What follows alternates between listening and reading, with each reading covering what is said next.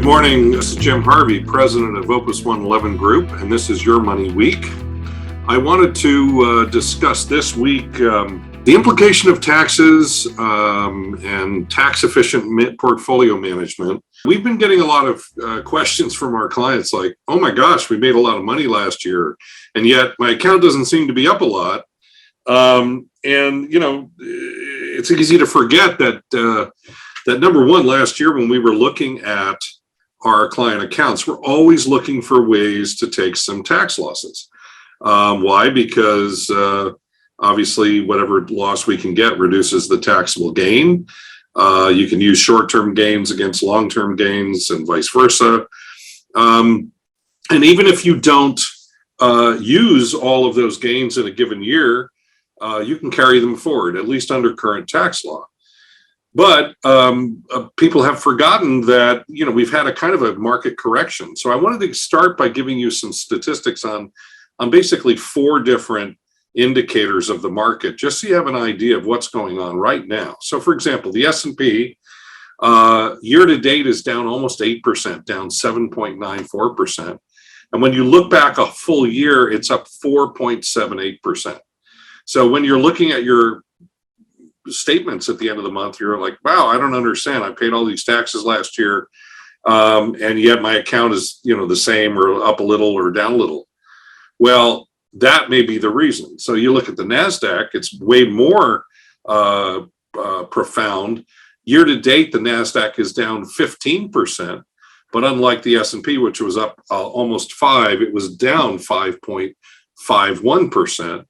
The Dow Jones Industrial Average year to date is only down 5.23%, and for the full year look back is up 0.55%. And that to me is an indication of the fact that large cap value stocks, which are pretty much what the Dow Jones Industrial Average is, are more in favor. When you look at the NASDAQ being down 15 year to date and down 5% year over year, that has to do with the large cap tech names that we've been consistently telling our clients to trim and sell.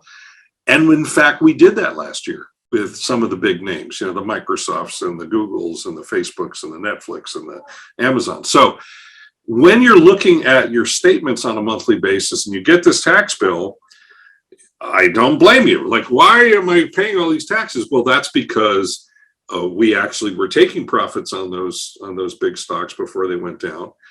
And literally, as many of our clients know, we would call them and say, well, look, we're looking at tax sales and we can't find any. So it's a weird thing to keep in mind, but tax efficient investing, portfolio management, which is what we do, we're constantly doing things to try to minimize your taxes and maximize your return. And sometimes those decisions, like taking profits when the sun is shining, and then taking losses when we can, isn't designed to maximize total return. It's designed to maximize total tax efficient return or after tax return. And sometimes the reality looks a little weird.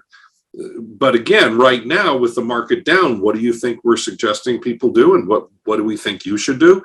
You should take a look at your portfolio. If you have some positions that are down, 2,000, 3,000, whatever, and you can take a loss, you can take that loss. By law, you must wait 31 days before you would choose to buy back that same position.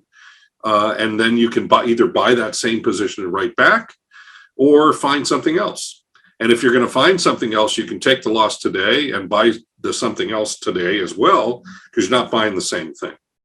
Anyway, that's just a note that I think you might find interesting. Again, one of the, I wrote a white paper a couple of years ago. If you're interested in getting it, feel free to email us at info@opus111group.com or call the office at 206-283-2345.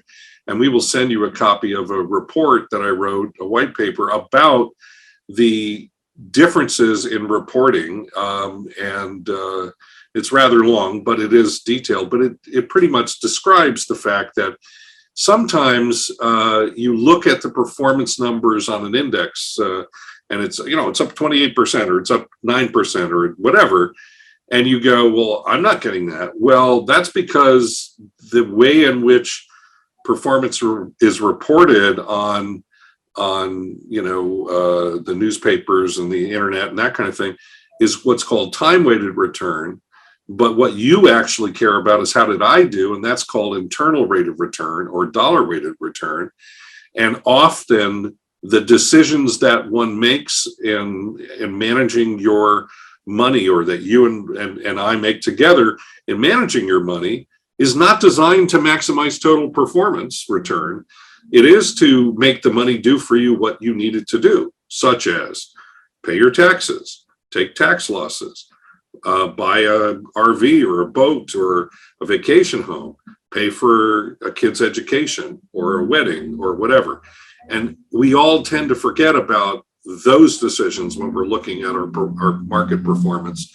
But it is important to know that a professional organization such as ours will constantly be trying to make your performance as tax efficient as possible. But like last year, sometimes we can't find anything to take a loss and we were taking the profits and you pay the taxes. One last note is, capital gains taxes, yeah, you got to pay them, but you can't buy much cheaper rates of return than paying the capital gains tax rate, which maxes out at 20% plus the 3.8% of the Obamacare tax. So anyway, if this is the kind of thing that is of interest, please visit our website, go to our Learn page. We have written blogs, audio blogs, and video blogs like this for your edification, and have a great day.